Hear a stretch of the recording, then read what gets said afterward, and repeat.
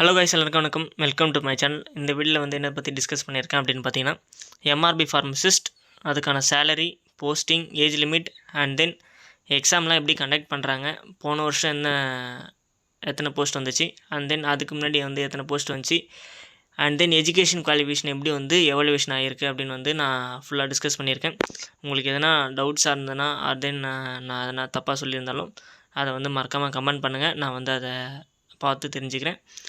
நம்ம சேனலுக்கு இப்போ தான் ஃபஸ்ட் டைம் வரைக்கும் நான் மறக்காமல் சப்ஸ்கிரைப் பண்ணிட்டு பாருங்கள். நம்ம சேனலில் வந்து 100+ ஹெல்த் கேர் ப்ரொஃபஷனலுக்கு ரெக்கமெண்ட் வீடியோஸ் போட்டுட்ருக்கோம். ஸோ நீங்களும் ஹெல்த் கேர் ப்ரொஃபஷனலாக இருந்தால் கமெண்ட் பண்ணுங்கள் ஆர் தென் ஷேர் பண்ணுங்கள். மறக்காமல் நம்ம சேனலில் சப்ஸ்கிரைப் பண்ணிவிட்டு பாருங்கள். First of all, MRB pharmacist வந்து மெடிக்கல் ரெக்ரூட்டிங் போர்டு அப்படின்னு வந்து சொல்லுவாங்க. ப்ரீவியஸ் இயரில் வந்து 2022 வந்து ஒரு ரெக்யர்மெண்ட் போச்சு. அது 2022 வந்து கரெக்டாக ஆகஸ்ட் மந்த் அன்றைக்கி நோட்டிஃபிகேஷன் வந்து ரிலீஸ் பண்ணாங்க. 2023 வந்து எக்ஸாம் கண்டக்ட் பண்ணாங்க. 2023 எண்டிங்லாம் வந்து போஸ்டிங் வந்து ப்ரொவைட் பண்ணிட்டாங்க. ஸோ 3 இயர்ஸ் ஒன்ஸ் வந்து எம்ஆர்பி ஃபார்மசி வந்து எக்ஸாம் கண்டக்ட் பண்ணிகிட்ருக்கு. ப்ரீவியஸ் இயர் 2022 அண்ட் தென் அதுக்கு முன்னாடி பார்த்திங்கன்னா 2019 வந்து எக்ஸாம் கண்டக்ட் பண்ணாங்க. அதாவது பார்த்திங்கன்னா கரெக்டாக 3 வருஷம் வந்து எவ்ரி இயர் கண்டக்ட் பண்ணிகிட்டே இருக்காங்க. அப்படி பார்க்கும்போது 2025 வந்து கண்டிப்பாக எம்ஆர்பி ஃபார்மசிஸ்ட் வருது. அதை வந்து ஒரு செப்பரேட் வீடியோவாக வந்து நான் ஆல்ரெடி நம்ம சேனலில் வந்து போஸ்ட் பண்ணியிருக்கேன். ஸோ அதை பார்க்காதவங்க அதை பார்த்துட்டு வாங்க. இல்லைனா நான் சேனலில் வந்து அதோட லிங்க் வந்து நான் டிஸ்கிரிப்ஷனில் கொடுக்குறேன். மறக்காமல் அதை கிளிக் பண்ணி பார்த்துங்க.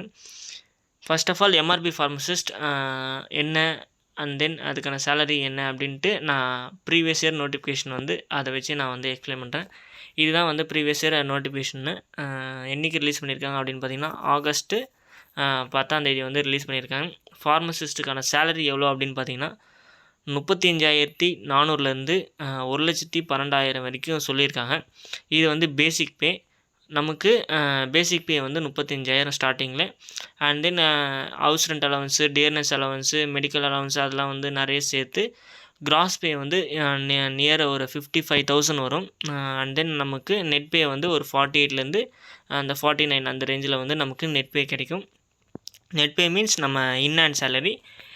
ப்ரீவியஸ் இயர் வந்து எத்தனை போஸ்ட் ரெக்கமெண்ட் பண்ணாங்க அப்படின்னு பார்த்தீங்கன்னா ஒரு 889 போட்டிருக்கு. ஆனால் வந்து அதுக்கப்புறம் வந்து இன்க்ரீஸ் பண்ணாங்க. 480 சம்திங் 980 அந்த ரேஞ்சில் வந்து இன்க்ரீஸ் பண்ணாங்க.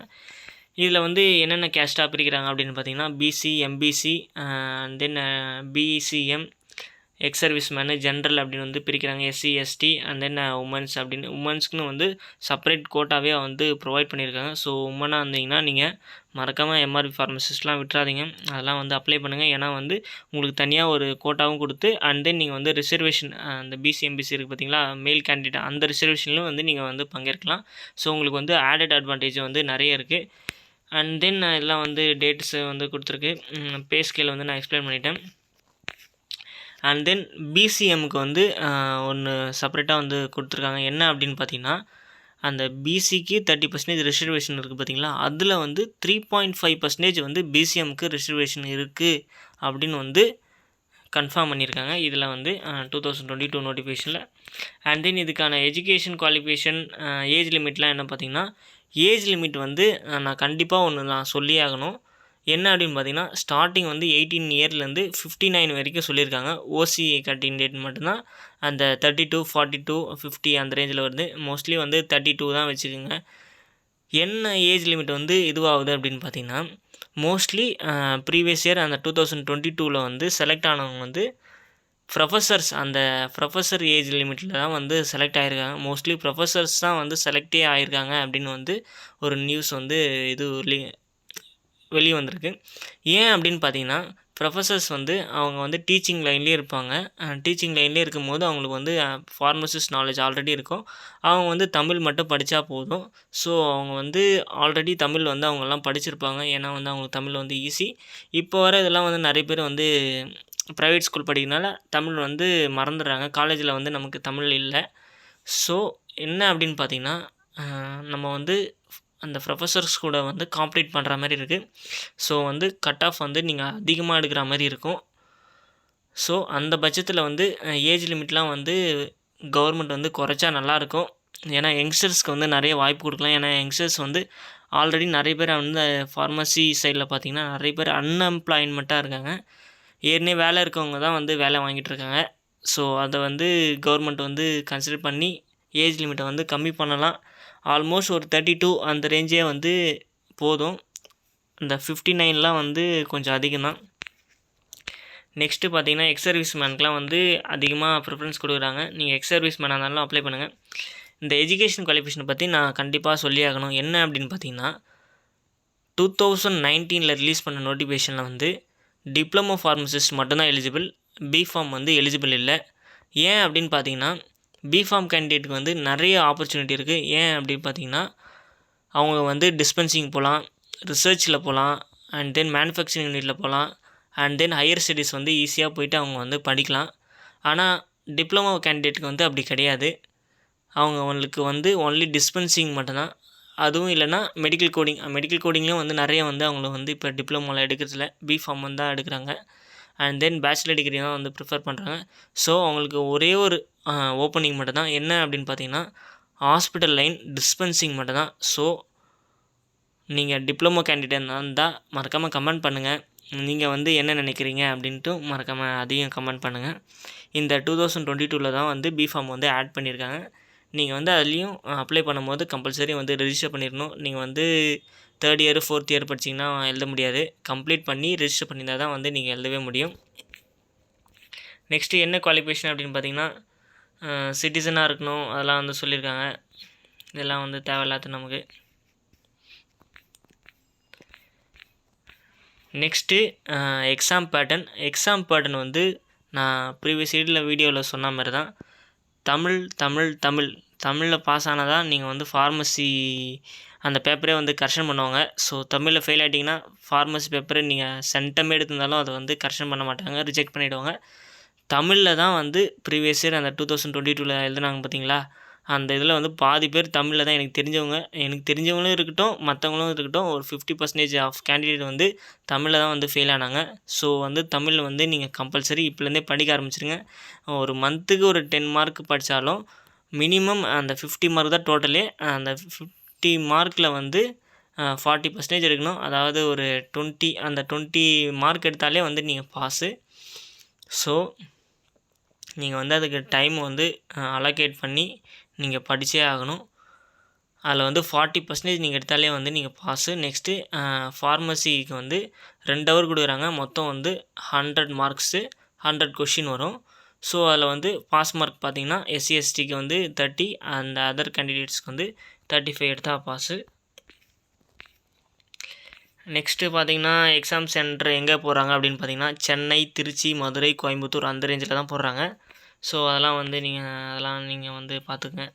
நெக்ஸ்ட்டு இதுக்கான ஃபீஸ் எவ்வளோ அப்படின்னு பார்த்தீங்கன்னா SC STக்கு வந்து 300 வாங்குறாங்க. அண்ட் தென் அதர் கேண்டிடேட்லாம் வந்து 600 வாங்குறாங்க. ஸோ இது வந்து ஆன்லைனில் தான் அப்ளை பண்ணுற மாதிரி இருக்கும். நீங்கள் வந்து ஆஃப்லைனில் பண்ணுற மாதிரி இருக்காது. நெக்ஸ்ட்டு வந்து நீங்கள் பார்த்தீங்கன்னா ஓவரால் டெப்த்தாக போவோம். எங்கே அப்ளை பண்ணோம் அப்படின்னு பார்த்தீங்கன்னா MRB அதெல்லாம் வரும். நெக்ஸ்ட்டு அதெல்லாம் நமக்கு தேவை கிடையாது. அந்த 2025 நோட்டிஃபிகேஷன் ரிலீஸ் ஆச்சுன்னா அதை பற்றி நான் ப்ரீஃபாக அதில் நான் சொல்கிறேன். இதில் என்ன அப்படின்னு பார்த்தீங்கன்னா நமக்கு போஸ்டிங் எங்கே போடுவாங்க அப்படின்ட்டு ஒரு டிபேட் இருக்குது. போஸ்டிங் எங்கே போடுவாங்க அப்படின்னு பார்த்தீங்கன்னா நீங்கள் எடுக்கிற மார்க் வச்சு கவுன்சிலிங் நடக்கும். அந்த கவுன்சிலிங்கை வந்து நீங்கள் செலக்ட் பண்ணுற மாதிரி இருக்கும். மோஸ்ட்லி உங்களுக்கு வந்து 3 இடத்த போடுவாங்க. எங்கெங்கே அப்படின்னு பார்த்தீங்கன்னா DME, DMS and then DPH அப்படின்னு வந்து பிரிப்பாங்க. இந்த DMS வந்து ஒரு 5 to 8 ஃபார்மசிஸ்ட் அந்த ரேஞ்சில் வந்து தான் இருப்பாங்க. இதில் வந்து மோஸ்ட்லி நைட் டியூட்டி சில பேருக்கு தான் இருக்கும், சில பேருக்கு இருக்காது. இந்த DMEன்றது ஒரு 60லேருந்து 70 ஃபார்மசிஸ்ட் அந்த ரேஞ்சில் வந்து இருப்பாங்க.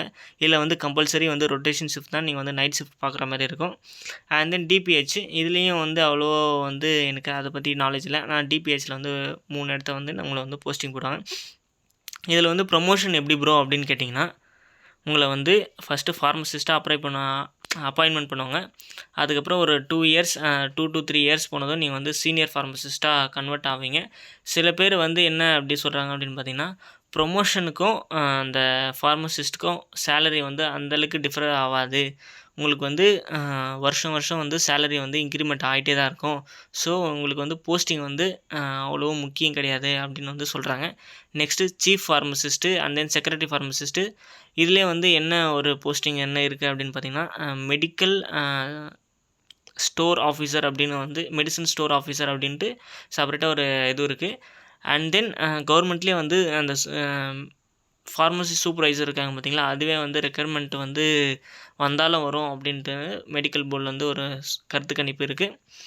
நெக்ஸ்ட்டு உங்களுக்கு எத்தனை நாள் வந்து வேலை இருக்கும் அப்படின்னு பார்த்தீங்கன்னா 6 நாள் வந்து உங்களுக்கு வேலை இருக்கும். 1 நாள் தான் லீவு, சண்டே மட்டும் லீவு. இந்த சில இடத்த மட்டும்தான் உங்களுக்கு வந்து ரெகுலராக சண்டே லீவு. மற்ற இடத்துலாம் பார்த்தீங்கன்னா அல்டர்னேட்டிவாக வந்து நீங்கள் வந்து லீவ் எடுத்துக்கணும். அதாவது வீக் டேஸ் அந்த மண்டே டு சண்டேயில் வந்து எதனா ஒரு நாள் வந்து நீங்கள் எடுத்துக்கிற மாதிரி இருக்கும். ஸோ நீங்கள் வந்து அதெல்லாம் வந்து நீங்கள் கன்சிடர் பண்ணுற மாதிரி இருக்கும். நெக்ஸ்ட்டு என்ன அப்படின்னு பார்த்தீங்கன்னா, உங்களுக்கு லீவ்லாம் எப்படி இருக்கும் அப்படின்னு பார்த்தீங்கன்னா, CL and then SL, ML and then medical leave அதெல்லாம் வந்து நிறைய இருக்குது. ஸோ அதெல்லாம் வந்து சிஎல்லே வந்து உங்களுக்கு 12 டேஸ் நியர்பை தருவாங்க. நெக்ஸ்ட்டு தென் மெடிக்கல் லீவ்லாம் வந்து ஒரு 10 டேஸு. அப்புறம் பார்த்தீங்கன்னா இஎல்லாம் இருக்குது உங்களுக்கு. அதெல்லாம் வந்து நீங்கள் அவைல் பண்ணிக்கலாம் பேஸ்ட் அப்பான் யுவர் உங்களுக்கு based of posting. Next salary வந்து அந்த ஹில் ஸ்டேஷன்லாம் போடுறாங்க பார்த்தீங்களா, அவங்களுக்கும் வந்து சேலரி வந்து 20% வந்து அதிகமாக போடுவாங்க. ஏன்னா வந்து ஹில் ஸ்டேஷனில் வந்து சர்வீஸ் பண்ணுறதுனால. அண்ட் தென் ஒரு இன்ஃபர்மேஷன் எனக்கு கிடைச்சது என்ன அப்படின்னு பார்த்தீங்கன்னா, உமன்ஸ்க்கு வந்து காஸ்மெட்டிக் அலவன்ஸ் தராங்க அப்படின்னு வந்து சொல்கிறாங்க. அது எனக்கு கம்பல்சரி தெரியல. அது உங்களுக்கு தெரிஞ்சதுன்னா மறக்காமல் கமெண்ட் பண்ணுங்கள். நெக்ஸ்ட் ஆஃப் ஆல் உங்களுக்கு வந்து சென்னை ரேஞ்சில் வந்து உங்களுக்கு வேலை வேணும் அப்படின்னு பார்த்தீங்கன்னா, நீங்கள் வந்து அதிகமாக மார்க் ஸ்கோர் பண்ணுற மாதிரி இருக்கும். ஸோ நீங்கள் வந்து நல்லா ஹார்ட் ஒர்க் பண்ணி படிங்க. உங்களுக்கு வந்து உங்கள் பிளேஸ் ஆஃப் அந்த இருக்குங்க பார்த்தீங்களா, அந்த இடத்துலையே வந்து நீங்கள் ஈஸியாக வேலை வாங்கிடலாம். ஓகே, நன்றி, வணக்கம். உங்களுக்கு என்ன டவுட் இருந்தால் மறக்காமல் கமெண்ட் பண்ணுங்கள். நம்ம சேனலுக்கு மறக்காமல் சப்ஸ்கிரைப் பண்ணிவிட்டு ஒரு ஷேர் பட்டனை தட்டி விடுங்க. நன்றி, வணக்கம்.